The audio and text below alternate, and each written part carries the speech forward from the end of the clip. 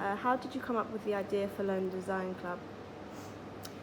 So we started Lone Design Club about a year and a half ago. It was May last year when we officially incorporated. I had my own brand for a few years, and it was a reaction to the market, which is why I started Lone Design Club. Like many brands, a couple of years ago, I was showing at London Fashion Week and went down the traditional path of wholesale, selling to stores and boutiques. And it was through that process and that journey that I realized for a small brand, you have no relationship with your end customer if you're wholesaling. And that relationship is such a key part to build a sustainable and organic business. You need to understand what people want, what they like, why. Is it the fabrics, is it the colors, materials, the inspiration, what part of your brand that you're building do people connect with?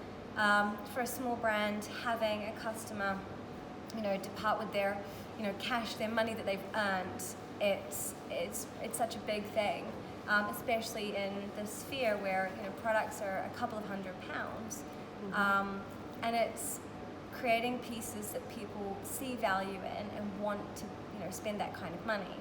And for a small brand where it's so saturated and there are so many other brands in the market, having that unique selling point is key. But getting in front of customers and understanding what they connect with and what they like about your brand is very important. So that was one of the reasons, was a way to get in front of customers. And then the second reason was financially, wholesale is very difficult. And it's a traditional model that I feel is changing. It used to work. Boutiques and stores would buy products from brands, add a very, very large margin and sell them on. That margin is so high that it really squeezes the small brand that's trying to create the product.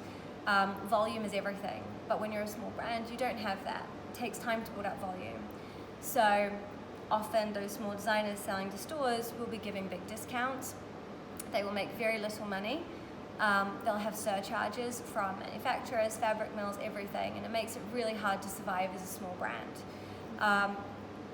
By doing a pop-up and being able to sell directly to a customer, you have more control over your business, control over your margins, you're determining your prices, you're understanding what works and why. You're able to build in a much better margin.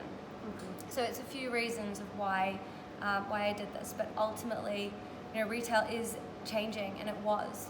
And last year with House of Fraser, Debenhams, and various other big companies crashing, there's definitely an opportunity in the market for innovation and disruption. And here at Lone Design Club, that's what we aim to do, is to reshape retail, to give the spotlight to these smaller brands who deserve to be at the forefront. And how did you go about setting it up with funding and employees and things like that? So before May last year, it was completely organic and self-sustainable. It was very small. We were doing pop-ups every few months. It was a secondary thing for me.